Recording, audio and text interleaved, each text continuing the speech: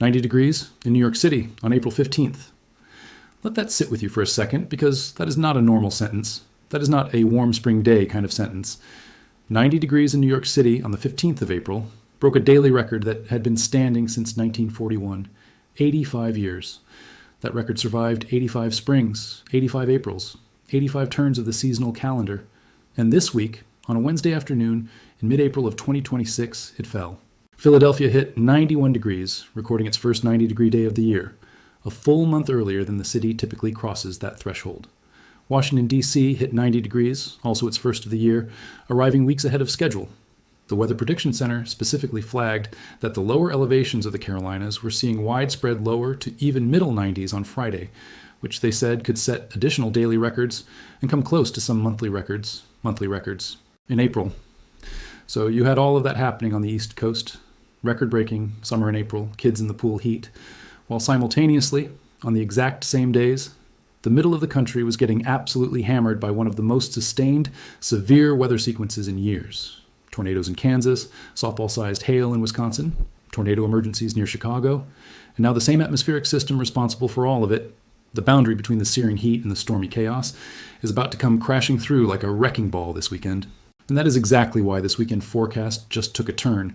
Let me explain to you what is happening atmospherically, because the scale of this story is genuinely hard to grasp unless you see the full picture. The heat wave baking the East Coast this week is not a local anomaly. It is not a random warm spell. It is the product of a massive ridge of high pressure that has been sitting over the eastern United States and pumping summer air northward for days.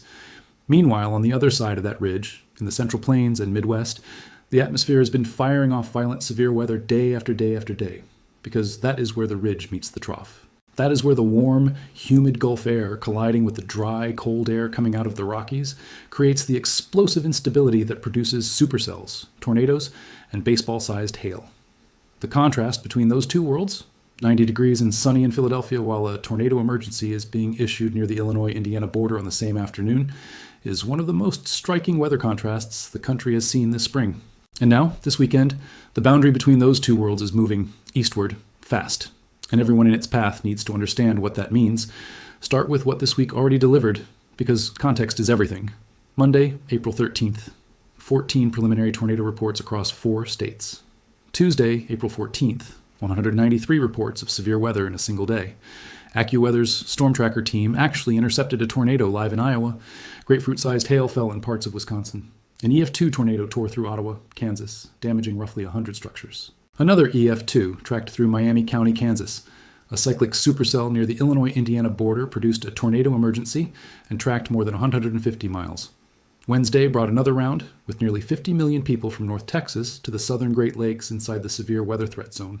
Thursday brought more. This is 5 consecutive days of organized severe weather across the same general corridor of the country. 5 days. And the atmosphere built all of that fuel, all of that instability, all of that kinetic energy, and it is now packaging everything it has left into what is setting up for Friday and this weekend. The Storm Prediction Center has placed a moderate risk, level 4 out of 5, over the core threat area for Friday, April 17th. And before you process that number, I want you to understand what it means for that designation to appear on a Day 3 outlook, meaning 3 full days before the event. The SPC issues moderate risk designations only when forecaster confidence is genuinely high that a significant and widespread severe weather outbreak is not just possible, but likely. Day 3. Moderate risks happen a handful of times in a decade. The SPC is not in the business of overforecasting.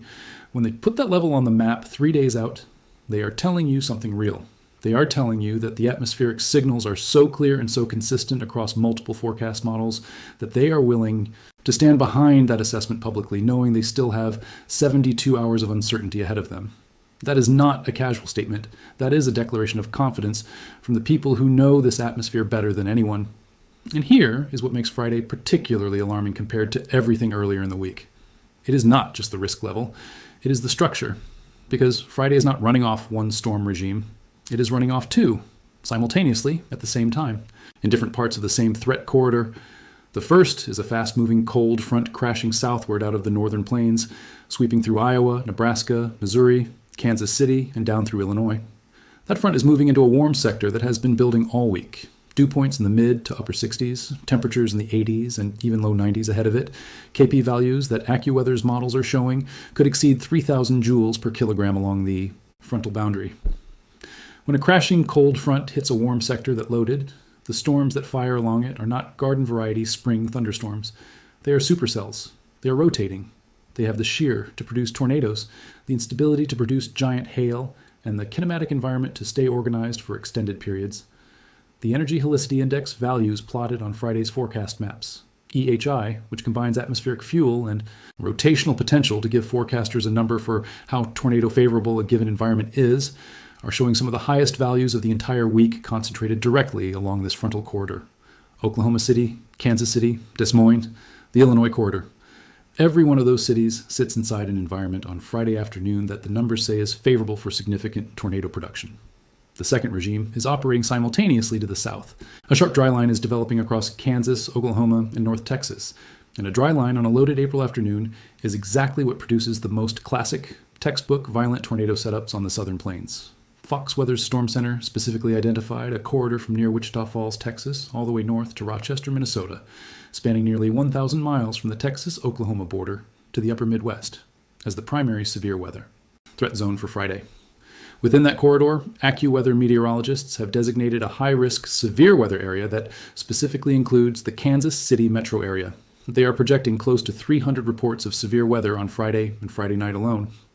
The southern dryline regime and the northern frontal regime are going to be operating in tandem, each capable of producing all severe hazards. And the overlap period during Friday afternoon and early evening is the window when the threat is highest. By the evening and into the overnight hours, storms are expected to evolve into a squall line as they approach the Mississippi River, which expands the damaging wind threat eastward even as the tornado-favorable, discrete supercell phase winds down. There is one key uncertainty forecasters are watching closely, and I want to be transparent about it, because it genuinely affects how this event unfolds. The critical question is the timing of the crashing cold front relative to the southern dry line. If the front moves at the expected pace, the dry line has time to develop. Afternoon heating maximizes CAPE values. Supercells organize along the dry line boundary before the front arrives, and you get two separate, intense, severe weather corridors operating simultaneously for several hours. In that scenario, the tornado ceiling is highest. If the cold front accelerates and overtakes the dry line before storms can get organized, and crashing cold fronts can sometimes move faster than medium-range guidance projects, the dry line regime gets suppressed, the frontal regime dominates, and while the event is still dangerous and still features significant severe weather, the discrete supercell tornado environment is reduced. But here is the key point. The SPC issued a moderate risk, even accounting for that uncertainty. The floor on Friday's threat, in the forecaster's own judgment, is still a significant outbreak. The only question is how high the ceiling goes if the favorable scenario verifies. Now, let's talk about Saturday, because I know what happens in people's heads when Friday ends. The cold front blows through, the sky goes dark and then clears, the temperature drops, and there is a psychological release, a sense that the worst is over, the storm is past, the weekend can resume. And right now, Saturday's forecast is actively working against that assumption. AccuWeather specifically flagged that Saturday's severe weather threat is beginning to escalate from a widely separated risk into a more concentrated zone of severe weather. The threat on Saturday extends from southern Arkansas to northern Michigan and southwestern Ontario. The entire system shifts eastward through Saturday, and as the associated cold front pushes east, it will likely organize the storm activity into a squall line primarily producing damaging winds, with a level 2 slight risk covering communities from northern Kentucky to central Michigan.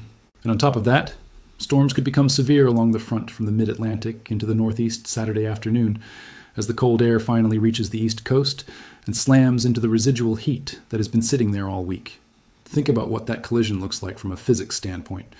You have the east coast, Philadelphia, New York, Washington, D.C., sitting at 90 degrees or above heading into Saturday. Summer temperatures, beach weather temperatures, and then a strong cold front arrives carrying the aftermath of a Midwest severe weather outbreak, and it runs headfirst into that wall of heat. That boundary interaction is exactly the kind of thing that produces severe thunderstorms along the eastern seaboard in spring, not because the east coast is the primary target, but because the energy available from that temperature contrast is enormous.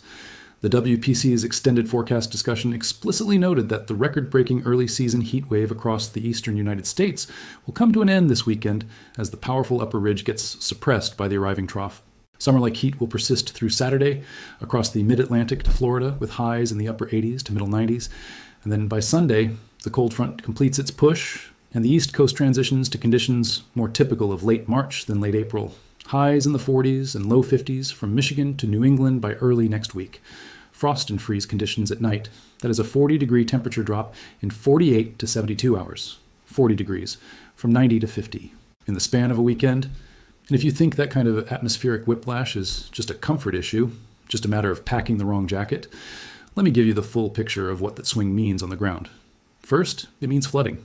The ground across the central United States is already saturated. Rivers across the Great Lakes region are running at moderate to major flood stage after the repeated rounds of heavy rain from Monday through Wednesday's storms. The Weather Prediction Center flagged a slight risk for excessive rainfall for portions of the mid-Mississippi Valley into the Central Plains on Friday. When you add another 1 to 2 inches of rainfall with embedded higher totals from Friday's storms on top of already saturated ground and already swollen rivers, you are not just talking about a wet weekend. You are talking about flash flooding in areas that are already near their capacity. The WPC noted that waters may not begin to recede on most rivers until late this week or this weekend. And it could be a couple of weeks until most streams and rivers are back below flood stage on many waterways. 2 more inches of rain on top of that timeline is not trivial. It is the kind of rainfall loading that pushes minor flooding into major flooding and turns crossable roads into death traps. Second, the temperature crash creates a freeze threat for vegetation. Colorado's Front Range is already under a freeze watch for Friday night into Saturday morning, with overnight lows expected to drop to 18 to 25 degrees Fahrenheit, 25 degrees, in mid-April. After days of 80 and 90-degree temperatures that have been telling plants and trees and garden beds that summer arrived early budding, open flowers. Vegetation that responded to last week's and this week's extraordinary warmth by doing what vegetation does when it thinks it is time, it started growing. And now a hard freeze is coming for the Rockies and High Plains Friday night, and that cold air spreads east through the weekend, bringing frost and freeze conditions into parts of the Midwest and eventually the Northeast by early next week. Anyone with outdoor plants, garden beds, irrigation systems, or early season crops needs to take action before Friday evening. Third, and this is the one I want you to really hear, the temperature crash after the heat makes people feel safe. That is the psychological danger embedded in a setup like this one. You go from 90 degrees and sunshine to 55 degrees and clouds in 48 hours. The oppressive humidity is gone. The sky is back to being blue and familiar. Your nervous system tells you the crisis is over, and that is precisely the moment when you are most at risk of being unprepared for Saturday's squall line moving through Ohio and Indiana, or Sunday's frost creeping across your garden, or the river near your neighborhood that you forgot to check because the sun was out and the temperature felt pleasant. So here is what I need from you between now and Sunday morning. Friday is the moderate risk day. That means Oklahoma City, Kansas City, Des Moines, Chicago, the whole corridor from Wichita Falls to Rochester. You treat Friday like a severe weather day. You know your shelter location. You know where your family is. You know your weather alerts are active. You do not make outdoor evening plans on Friday without a firm shelter plan as your backup. If the most intense part of Friday's event bleeds into Friday night, which it may, because the low-level jet strengthens after dark, and the storm system does not care that the sun went down, you need to be able to receive warnings while you are sleeping. For Saturday, you do not exhale. The threat zone shifts east. Illinois, Indiana, Michigan, Ohio, Kentucky. You stay weather aware through Saturday afternoon. The squall line coming through is primarily a damaging wind threat, but embedded circulations along a fast-moving squall line can produce brief, intense tornadoes with very little lead time. The difference between a moderate risk Friday and a slight risk Saturday is not the difference between dangerous and safe. It is a difference in probability and organization. Either day can produce a storm that damages your house or hurts your family. For the freeze threat on Friday night and beyond, cover your plants, drain exposed irrigation lines. If you have early garden work done, protect it. If you live in Colorado, the Northern Plains, or the Western Midwest, Friday night temperatures are going to get serious. This is not a light frost advisory. A freeze watch with temperatures forecast to drop to 18 to 25 degrees is hard freeze territory that damages nearly everything that has been growing outdoors this spring. And for the flooding, do not drive on unfamiliar roads this weekend in areas that have received significant rainfall this week. If a road looks flooded, it is flooded. Turn around. Do not drown is not a slogan. It is the survival advice that saves the most lives during any severe weather event every single year. You cannot judge the depth of floodwater by looking at it from inside a car. You cannot judge the speed of the current. You cannot judge what the road surface is doing beneath the water. The answer is always to turn around, always to find another route, always to wait. This weekend was supposed to feel like the opening weekend of summer. The East Coast heat wave was supposed to coast through Saturday before a gentle cool down. The plains and Midwest were supposed to get a breather after the week they just had. Instead, a moderate risk is on the board for Friday. 300 severe weather reports are possible. 40 million plus people are in the path of a multi-regime outbreak that carries tornadoes, giant hail, damaging winds, and flash flooding across a 1,000-mile corridor. And behind it, a temperature crash that reaches 40 degrees in some areas in under 3 days. The forecast took a turn, a real one, and I love every single one of you enough to make sure you know exactly what that turn looks like before it arrives. Stay with your local forecasters. Keep those alerts on and make it through this weekend safely.